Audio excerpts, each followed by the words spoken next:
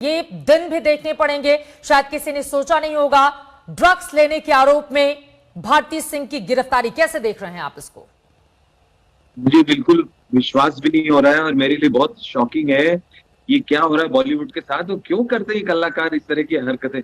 मैं तो पहले आपके चैनल पे ये कहने के लिए आने वाला था कि हो सकता है किसी ने जांच को भटकाने के लिए भारती का और हर्ष का नाम ले लिया होगा, किसी ड्रग पेडलर्स ने अपना गुनाह कम करने के लिए ऐसा किया होगा। लेकिन आपके न्यूज चैनल से पता चल रहा है कि नहीं, उन्होंने तो उसको एक्सेप्ट भी कर लिया, स्वीकार भी कर लिया। उनके यहाँ बरामदी भी हुई है गांजे वगैरह की। क्या क्या जरूरत है ये सब लेने की? क्या बगैर बगैर ड्रग्स के और बगैर नशे के क्या कॉमेडी नहीं हो पाती तुमसे?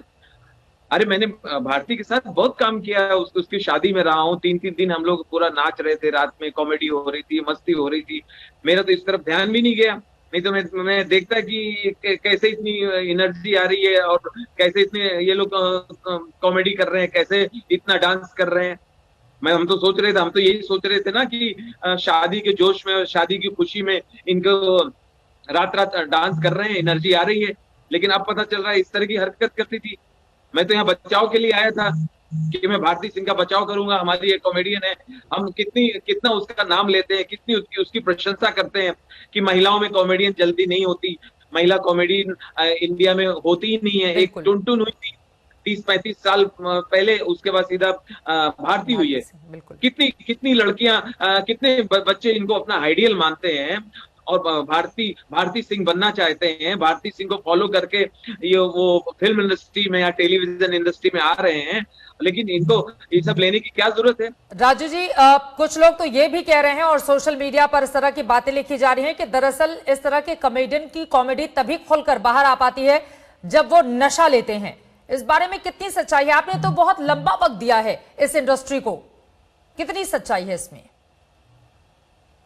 पिछले 38 साल से हंसा रहा हूं, मुझे तो बहुत प्यार मिला। मेरे साथ तमाम ऐसे साथी कलाकार हैं जो नशे से पूरा दूर हैं। पैडलर्स के नाम सुन रहे हैं, कुछ और नाम सुन रहे हैं। ये सारे नाम और इस तरह की जांच, एनसीबी, ये सब जिंदगी में हमारे तो अभी आई है। बड़े बड़े सुपरस्टार हुए फिल्मी दुनिया में, बड़े बड़े हमारे पिताजी, हमारे फादर, हमारे चाचा, वो लोग देवानंद और उनके दीवाने थे। दिलीप कुमार के, राज कपूर का जमाना था। इतनी बड़ी हमारी फिल्म इंडस्ट्री है, ये बदनाम हो रही है ड्रग्स की वजह से। हम यही कहने के लिए आए थे कि सारे लोग ऐसे नहीं हैं। सब लोग नशा नहीं करते। ये ड्रग्स के बारे में सब लोग इसमें लिप्त नहीं है। लेकिन रोज बॉलीवुड के लोगों का नाम आ रहा है, टेलीविजन वालों कलाकारों का नाम आ रहा है। तो उसके पीछे वो लोग जिम्मेदार भी तो हैं। अगर घर के अंदर से गांजा बरामद नहीं होता, पूछताछ में कबूल नहीं किया होता, तो फिर ये दिन क्यों देखने पड़ते? इसके लिए जिम्मेदार भी तो वही लोग हैं। बिल्कुल, अब तो यही लग रहा है कि यही लोग जिम्मेदार है। मैं अब इनका बिल्कुल बचाव नहीं करूंगा। मैं बहुत दुखी हूं, मैं अंदर से बहुत शॉक्ड हूं कि हमारे साथी कलाकार इस तरह की हरकत कर रहे थे और हमें पता भी नहीं। हम तो सोच रहे थे कि वो ऐसे ही हमें हंसा रहे हैं, ऐसे ही हमें डांस कर रहे हैं, पार्टी में हमारे साथ मस्ती कर रहे हैं। हम कहते थे देखो कितनी एनर्जी है, कितना अच्छा, कितनी लाइवली बातें हो रही हैं। हमें क्या पता था कि इस तरह की हरकत भी करते हैं लोग, गंदगी फैला रहे हैं। अरे तुम्हें कितने कितने करोड़ों लोग, लाखों लोग फॉलो करते हैं, कितने लोग घरों में तस्वीर रखते हैं, हमारे साथ फोटो खिंचाते हैं, अपने पर्स में रखते हैं, मोबाइल में रखते हैं, अपनी टेबल पे फोटो लगाते हैं। अरे उनकी कदर करो। भगवान ने तुम्हें इस मुकाम पे पहुंचाया है कि लोग तुमसे हाथ मिलाना चाहते हैं, तुम्हारे साथ फोटो खिंचाना चाहते हैं, तुम्हें घर पे इनवाइट करते हैं लंच के लिए, एयरपोर्ट पे तुम्हें घेर लेते हैं, रेलवे स्टेशन पे पब्लिक पागल हो जाती है तुम्हें छूने के लिए, हाथ मिलाने के लिए, हक करने के लिए। ये नशा कम है?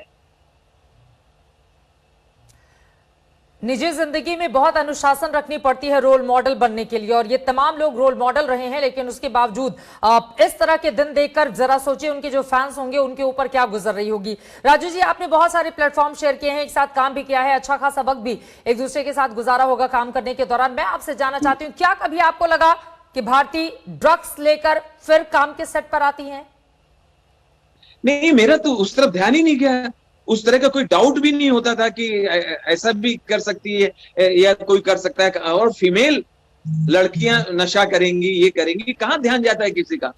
हम लोग ऐसी जनरेशन है क्या हम लोग ऐसे परिवार से हैं क्या जहां हम ये सोचते रहे कि यार इतना इतना कैसे एनर्जी दे रही है, इतना इतना जोश में कैसे डांस कर रही है, पूरी पूरी रात कैसे हंसा रही है, जरूर इसके पीछे कोई ताकत होगी, कोई नशा लेती होगी। उस तरफ ध्यान भी नहीं जाता था।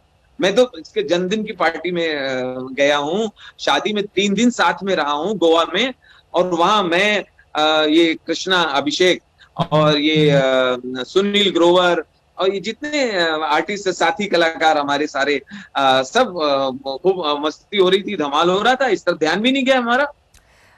राजू जी, वैसे तो ये मौका नहीं है चूंकि मामला बेहद गंभीर है, लेकिन फिर भी जब भी आप लोग पर्दे पर आते हैं अपने ही अंदाज में, आपने भी बहुत सारे जो नशा करते हैं लोग उनका मजाक बनाया है कॉमेडी के जरिए लोगों को हंसाने के लिए। तो अब चलते चलते मैं चाहूंगी कि आपके अंदाज में जरा कुछ 2 लाइन हो जाए।